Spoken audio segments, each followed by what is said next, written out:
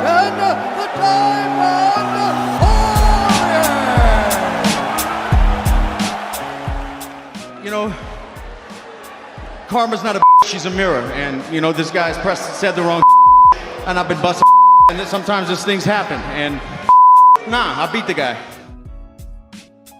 You know, you never want to get a win that way, but what happened was a result of checking a kick. You know, I'm more than sure of it. And, you know, he got what he had coming to him, man. Karma's a mirror. And I busted my ass for so long to put myself in this position.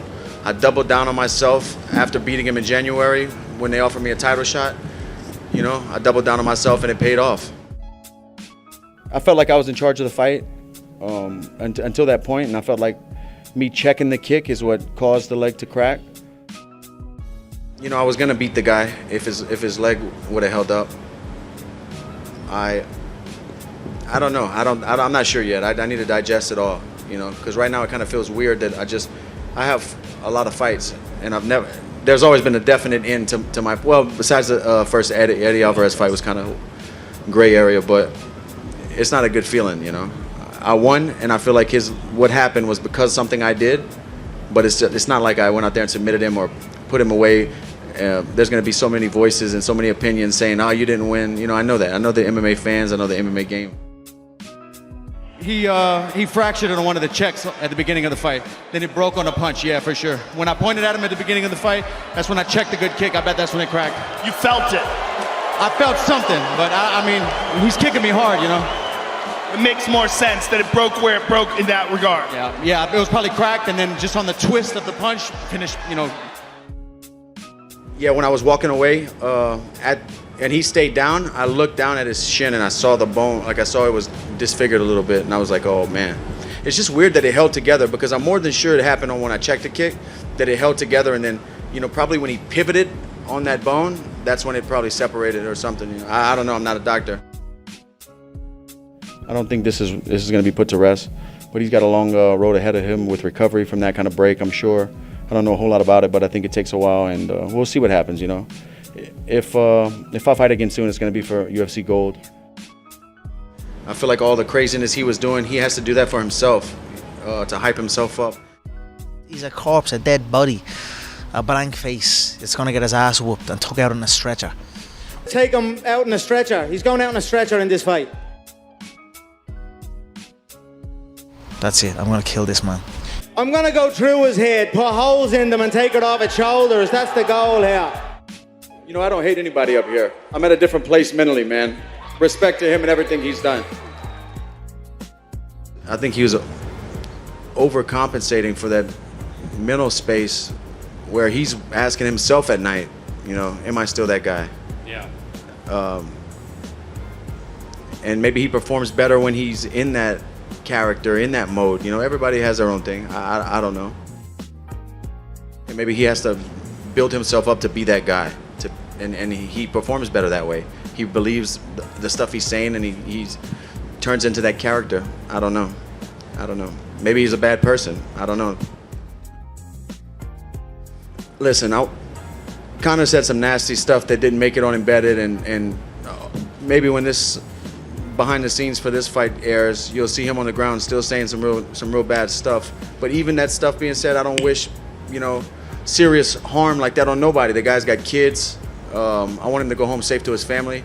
I pray before these fights. Every time before I walk through the octagon door, I'm praying that not for me to win. I'm praying that we both get out of this safe, because, you know, I know what I'm going to try to do to him. I know what he's going to try to do to me. You know.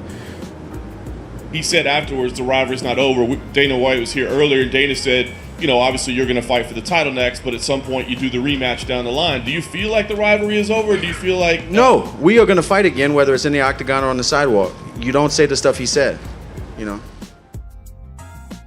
I'm trying my best to not take it personal, but like I'm saying, man, I know I'm making it seem like a big deal talking about this over and over again, but you don't say that type of shit to people. You don't say you're going to kill somebody. You know, I don't take that lightly, man. I can take, you know, like, even the trash, like, there's no holds barred with the trash talk, right?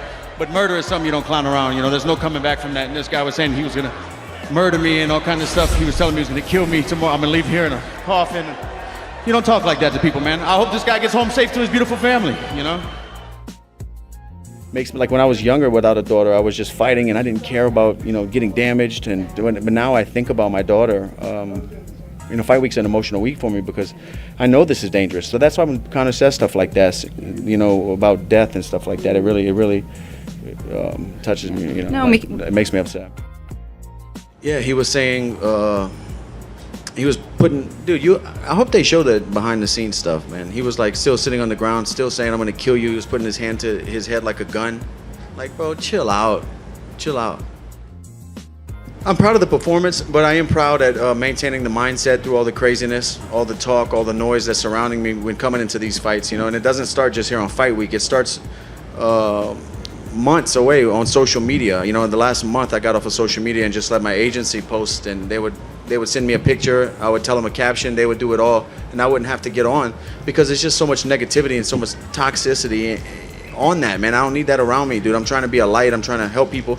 Look, my goal is to provide for my family, and with these same hands that I beat these guys down with, lift my city up, lift people in need up, and you know, just be a beacon of light and a voice for people whose voice isn't heard. And you know, I feel like I'm doing that, and I'm happy.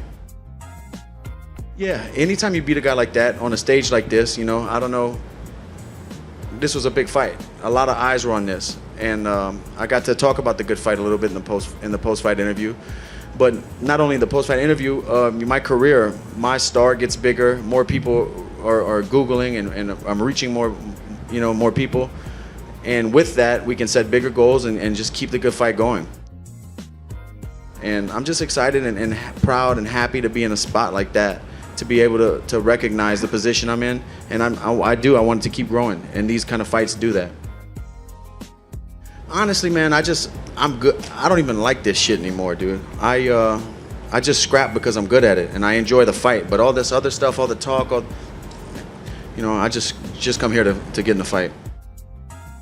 I like fighting. I don't like the process. I don't like the sheep fans and the crazy clickbait media. Fair enough. You know, it's turned into a fashion show. You know, I like the real stuff, and that's fighting. That's the only real part about this whole thing. Over the last, you know, it kind of started when my daughter was born, but I would say over the last 3 years has been and I don't know if it's like my mentality towards fighting or just life in general, just kind of focusing on what matters and what I can control, and that's it, you know, whether it be goals that I set outside of fighting or goals in fighting or critics or opinions. I kind of just know what's important, and I know who I am, so people can't tell me who I am. You know, I know who this guy is when I look in the mirror. So that's kind of just growing up, I guess. I'm not sure. It's just evolution of myself, not only as a fighter, but as a husband and a father.